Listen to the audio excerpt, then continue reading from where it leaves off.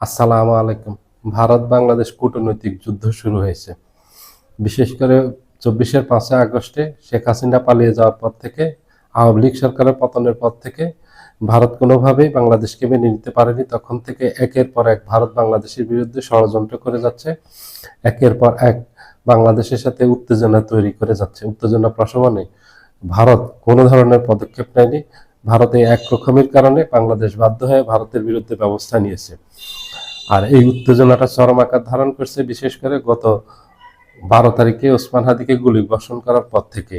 কারণ অপরাধীরা ভারতে নিরাপদে পালিয়ে গেছে এবং ভারতে বসে ওসমান হাদিকে হত্যার ষড়যন্ত্র করা হয়। এগুলি গোয়েন্দা তথ্য সরকারের কাছে আছে, যার কারণে সরকার ভারতের রাষ্ট্রদূতকে তলব করছে। তলব করে প্রতিবাদ জানিয়েছে, কঠোর ভাষায় প্রতিবাদ জানিয়েছে, নিন্দা জানিয়েছে এবং ভারতে পলাতক সন্ত্রাসী সংগঠন, নিষিদ্ধ সংগঠন, আওয়ামী লীগের যত সন্ত্রাসী আছে তাদেরকে বাংলাদেশের কাছে ফেরত দিতে বলেছে। শেখ হাসিনাকে, আসাদুজ্জামান খান কামালকে বা কসাই কামালকে বাংলাদেশের হাতে হস্তান্তর করতে বলছে এবং পলাতক সকল সন্ত্রাসীকে বাংলাদেশের হাতে হস্তান্তর করতে বলছে।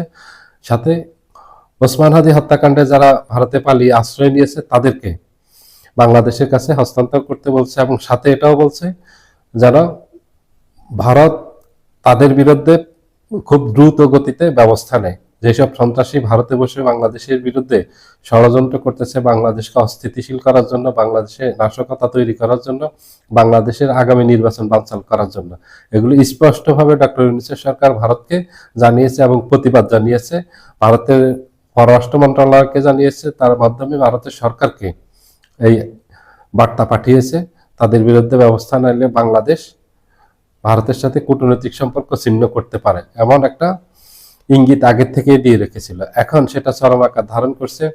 গত ৩ দিন থেকে দিল্লিতে বাংলাদেশের যে রাষ্ট্রদূত আছে তাকে হত্যার হুমকি দিয়েছে, তার বাসভবনে হামলার চেষ্টা করেছে এবং দিল্লি যে দূতাবাস আছে বাংলাদেশি সেখানে হামলার চেষ্টা করেছে। আজকে যেটা চরম আকার ধারণ করছে, শিলিগুড়িতে বাংলাদেশে যে উপ হাই কমিশনের কার্যালয় আছে সেখানে হামলা চালিয়েছে এই উগ্র জঙ্গিবাদী হিন্দুত্ববাদী সংগঠনে এবং সেটা কেন্দ্রীয় সরকারের মদদেই করছে। একটা সরকারের যদি প্রত্যক্ষ মদদ না থাকে তাহলে একটা দেশের দূতাবাস এইভাবে হামলা চালাতে পারে না। আগরতলাতে, ত্রিপুরার আগরতলাতে উপ হাই কমিশনার যেটা আছে সেটাতে গত বছর একবার হামলা চালিয়েছে, তখন সেটা বন্ধ রাখা হয়েছিল। আজকেও সেখানে হামলা চালিয়েছে, সেটাও বন্ধ রাখা হয়েছে। ভারত বাংলাদেশের সাথে এটা যুদ্ধ ঘোষণা করছে। এটা এই যে ৩ দিন আগে ওসমান হাদির জানাজার ওখানে মাহমুদুর রহমান, আমার দেশের সম্পাদক, উনি বলেছিলেন যে ভারত বাংলাদেশের সাথে যুদ্ধ ঘোষণা করছে ৫ই আগস্টের পর থেকে। উনি যে সত্যি কথা বলছেন এটা হলো তার একদম বাস্তব প্রমাণ। আমাদের দেশের মানুষ তো বুঝে না যে ভারত বাংলাদেশের সাথে যে ধরনের আচরণ করতেছে এটা যুদ্ধের শামিল। একটা দেশ আর একটা দেশের দূতাবাসে হামলা চালাতে পারে না। এটা জেনেভা কনভেনশন অনুযায়ী একটা চুক্তি আছে, এক দেশের সাথে আরেক দেশের কূটনৈতিক সম্পর্ক থাকবে। কূটনৈতিক সম্পর্কের মাধ্যমে এক দেশের সাথে আরেক দেশের যদি কোনো সমস্যা থাকে তাহলে সেটা সমাধান করবে।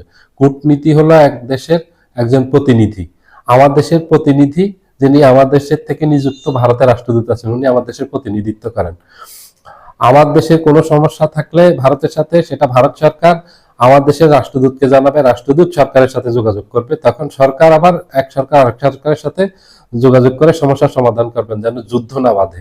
যুদ্ধ বাঁধলে অনেক মানুষের মারা যায়, মানুষের জান মালের ব্যাপক ক্ষতি হয়, লক্ষ লক্ষ মানুষ মারা যায়।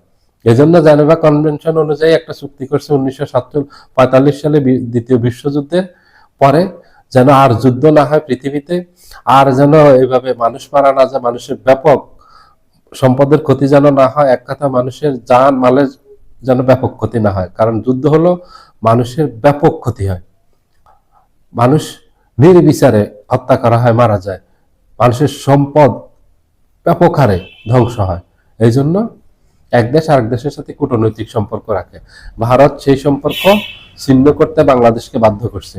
পররাষ্ট্র উপদেষ্টা গতকালই একটা ইঙ্গিত দিয়েছিলেন যে ভারতের সাথে আমরা আমাদের এই সম্পর্ক আমরা কমিয়ে আনবো।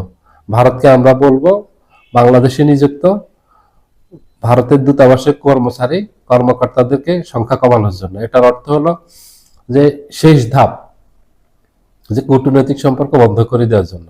কারণ ভারত যেভাবে বাংলাদেশের সাথে আচরণ করতেছে, তারপরে ভারতের সাথে কূটনৈতিক সম্পর্ক রাখা কোনো অবস্থাতেই সম্ভব হবে না বাংলাদেশের। আর যদি রাখে সেটা অনেক বড় ভুল হবে। কারণ ভারত বাংলাদেশের দূতাবাসে হামলা করার অর্থ হলো বাংলাদেশে হামলা করা। ভারত বাংলাদেশের উপর সরাসরি হামলা করছে, ভারত বাংলাদেশের সাথে যুদ্ধ ঘোষণা করছে এই আমাদের দূতাবাসে হামলার মাধ্যমে। এখনই ডক্টর ইউনূস সরকারকে সঠিক সিদ্ধান্ত নিতে হবে, দ্রুত সিদ্ধান্ত নিতে হবে ভারতের সাথে কি ধরনের সম্পর্ক করবে। ভারতের সাথে আমাদের দেশের মানুষ আরো অনেক আগের থেকে চাচ্ছে, মানুষের ভিতর থেকে আওয়াজ উঠছে, মানুষ দাবি করতেছে, এই দাবি জোরালো হচ্ছে ভারতের সাথে সকল ধরনের সম্পর্ক ছিন্ন করার জন্য। শুধু কূটনৈতিক সম্পর্ক না, যত ধরনের সম্পর্ক আছে সকল ধরনের সম্পর্ক ছিন্ন করার জন্য। এখনই উপযুক্ত সময় ভারতের সাথে সকল ধরনের সম্পর্ক ছিন্ন করা। না হয় ভারত বাংলাদেশকে পেয়ে বসবে, দুর্বল ভেবে বাংলাদেশের স্বাধীনতা সার্বভৌমত্ব হস্তক্ষেপ করবে। সবাই ভালো থাকবেন, আল্লাহ হাফেজ।